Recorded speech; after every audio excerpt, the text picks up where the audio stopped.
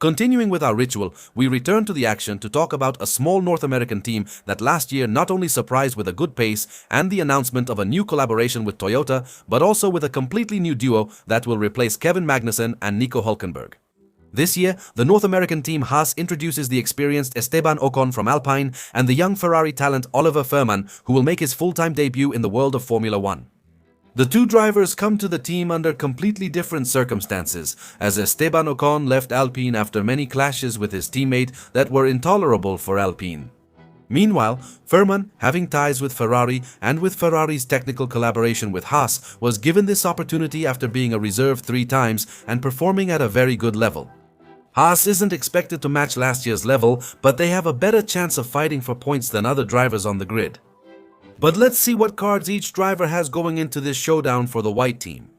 On Ferman's side, while it's true that his preparation has been good and he performed quite well when he was a reserve except for the Brazilian Grand Prix, the reality is what it is and he's still a rookie, so we don't know exactly how long it will take him to adapt to the fast pace of the Formula One. One advantage he has, when he has had to be a reserve, he has shown he can adapt quickly to the car and perform, especially as we saw in Servalan where he even beat his teammate Nico Hülkenberg.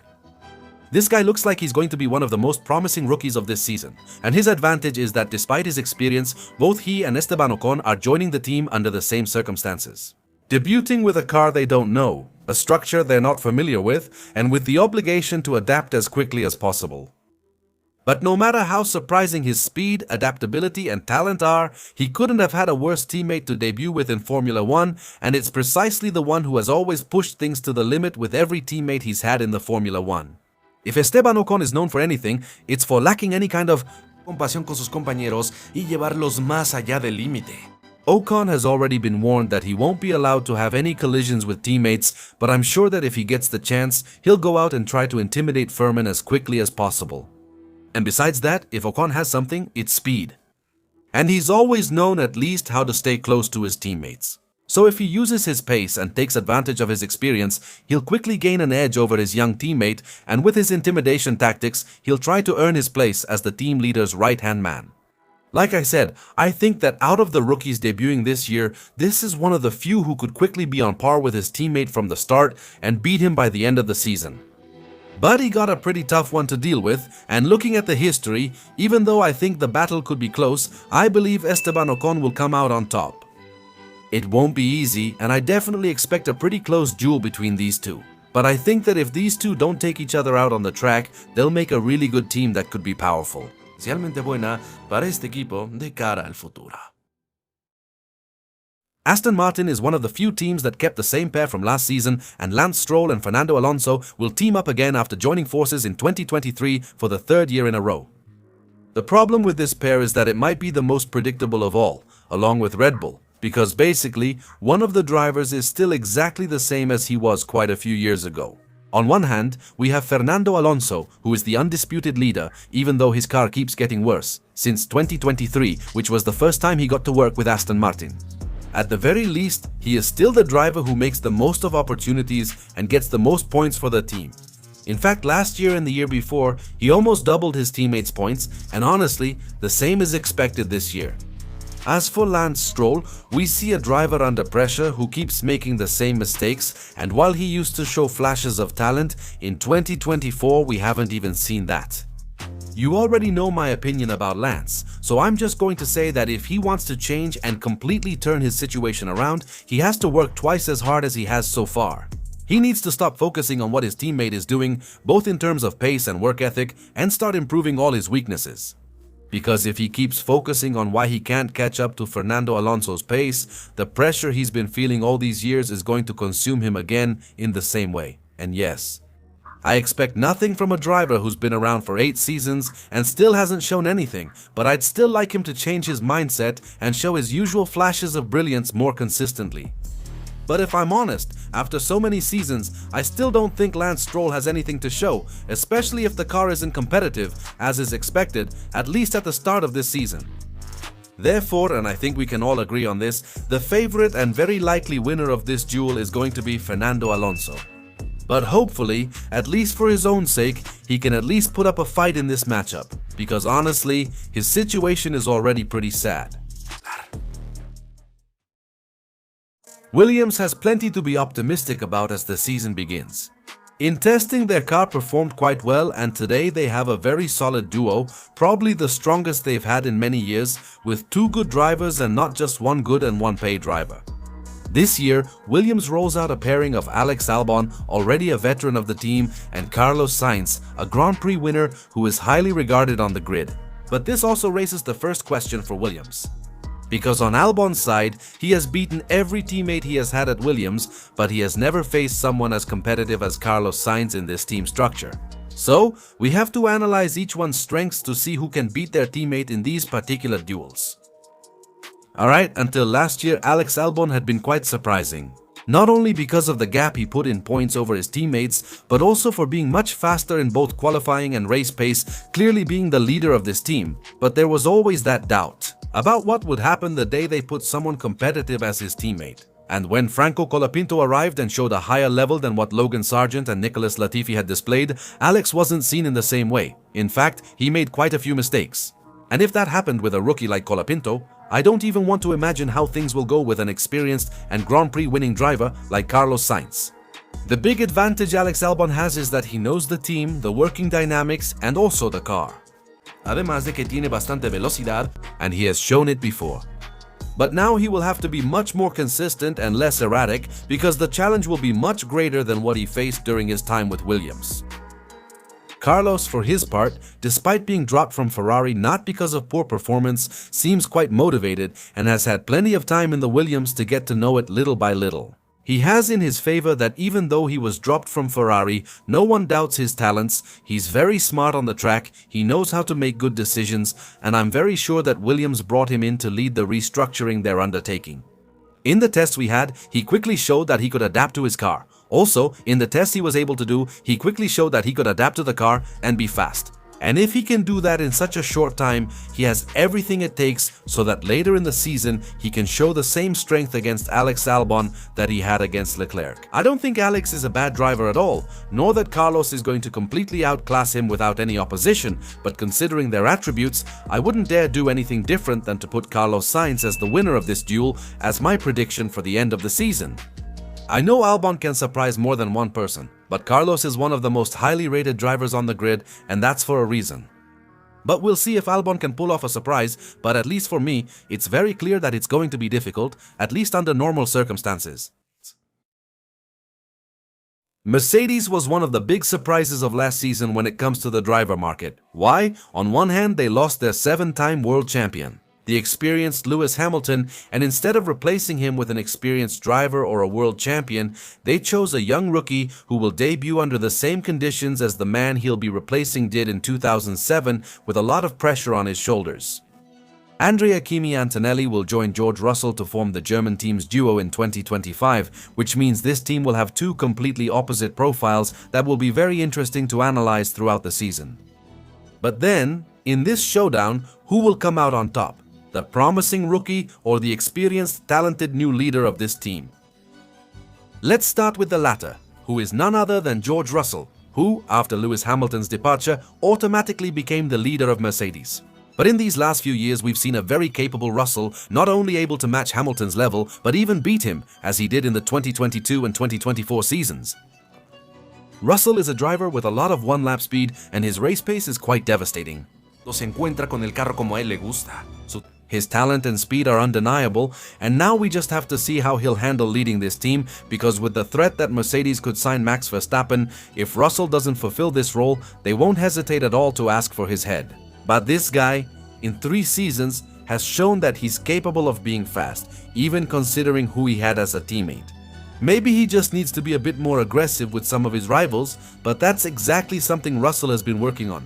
And in general, he's a pretty complete driver, and if he has a winning car, he'll be very dangerous for anyone on the grid. As for his teammates, he has some very big shoes to fill. Not only does he have to be the one to replace Lewis Hamilton, but he's also debuting under very similar conditions to when Hamilton did. That is, in a top team that can win races. All of this at just 18 years old. Toto Wolff and Mercedes have been preparing him a lot for this moment. He accumulated more than 10,000 kilometers in testing in cars. If you're wondering why Toto Wolff and Mercedes have so much faith in the guy, it's because before reaching Formula 1, he had already shown a lot of talent in lower categories. For example, he won important championships like Italian Formula 4 or the Formula Regional European Championship sponsored by Alpine at his first attempt. And even though he had a tough year in Formula 2, he showed many flashes of talent, which made Toto decide to back his talent a bit hastily. Why? Well, his original plan wasn't to promote him this season, but Lewis Hamilton's departure left the Austrian boss with no other choice. And yes, he's young, he's fast, but that doesn't change the fact that he's going to be a rookie. And very few people are expecting him to beat George Russell right away. And Toto has commented many times that he wants the kid to make mistakes, to learn, and to start developing his talent. So when the car is ready to win championships, Kimi Antonelli can fully show his potential and talent. Given all the testing kilometers, I'm sure his adaptation will be smooth. Mucho más fácil y pueda tener un inicio menos complicado. If this kid is half as good as he showed in the lower categories, could we be talking about a future superstar of Formula 1? But first, he has to shake off the pressure and prove to the Formula 1 paddock that Mercedes made the right choice by signing him. From what I've seen of Kimi Antonelli in the lower categories, he's pretty fast, has a strong repertoire of overtaking moves, and has a really impressive pace. Not for nothing, even in the context of last season in Formula 2, the kid managed to finish 8th in the drivers' standings, clearly outperforming his teammate Oliver Ferman. With all this as context, it's very clear that the favorite to win this matchup is George Russell, whose worth has already been proven, and therefore he's also my pick to win this duel. But watch what Antonelli does once he's adapted. And if he shows that he's on par in the first races and can get the most out of his natural speed, it may happen more than once during the season, which will make it very interesting to see the evaluation and evolution of both drivers, as well as how they progress now that both have different roles in Formula 1. But if Antonelli shines as Toto Wolff is expecting, we could be talking about Russell and Antonelli being one of the most powerful duos in the world of Formula 1 in the future. Ferrari is probably the team with the strongest and most solid duo on the entire Formula 1 grid, since on their side they have Il Predestinato, Maranello's own, and one of the fastest drivers over a single lap on the current grid of the big circus. The Monegasque Charles Leclerc, who will now have to go up against the greatest driver in the history of Formula 1 statistically speaking. He has become a veteran Formula 1 legend. But taking into account that Hamilton changed teams and all the challenges that come with that, things won't be easy, at least at the beginning, for Sir Lewis Hamilton. On one hand, the team's work philosophy. After being with them since the 2019 season and definitely over one lap, he's one of the best drivers on the grid, if not the best. In addition, he has shown that if Ferrari is in good shape, the Monegasque driver on a good day is usually completely unbeatable. When he has the car and is fully focused, he can beat practically any driver. But the only thing I still hold against Leclerc is that he still makes some mistakes that end up being costly for him. For example, the crash in France in 2022, the qualifying in Miami in 2023, the off-track incident in Mexico last year that left Lando Norris in second when he was battling, just to mention a few examples. They are small mistakes, but if Ferrari is fighting for the titles, they can be costly, just like what happened to Lando Norris last year. Other than that, I have no doubt that his skill and speed are enough to beat any rival he faces, and I would even dare to say enough to become world champion. But definitely, Hamilton is not just any rival. After all, we're talking about the most statistically successful driver on the grid, but unlike previous years, Lewis is coming off a very inconsistent 2024. However, this is also partly due to the lack of attention Mercedes gave him since Lewis was going to leave the team for 2025. But that doesn't excuse his many costly mistakes and significant lack of pace against Russell in qualifying, where he was clearly beaten. Hamilton has commented that the change has actually done him a world of good as he feels revitalized, but he will have a huge disadvantage, which is the fact that he hasn't logged enough mileage in Ferrari machinery to make the adjustment much easier. He wasn't present in the 2024 postseason, and during this year's preseason, he had problems to the point that he couldn't even do a race simulation, and that only means his adaptation process will be a bit slower. Therefore, that won't be ideal, and that's not good at all for a driver who is changing teams. But one of the virtues that Hamilton has had throughout his career is his ability to easily adapt to different environments. And as soon as he manages to speed up that adaptation, he's going to be very dangerous, especially when it comes to race pace, where he remains quite strong compared to any rival on the grid. But for us to see the best version of Lewis Hamilton, it will depend on how quickly sea capaz de adaptarse. Sobre todo qué tan rápido empieza a sentirse cómodo. He adjusts to Ferrari and begins maximizing his potential. Normally, I'd say Leclerc would win in qualifying, but Hamilton would be faster in race pace. Considering that Hamilton has to go through his adaptation process and we don't know how easy it will be for him, it's hard for me to believe that by the end of the season, he will end up beating Charles Leclerc. Obviously, when the car is competitive, he will be there to fight, but at least taking into account the initial disadvantage he will have, I believe that the winner of this battle at the end of the season will be Charles Leclerc.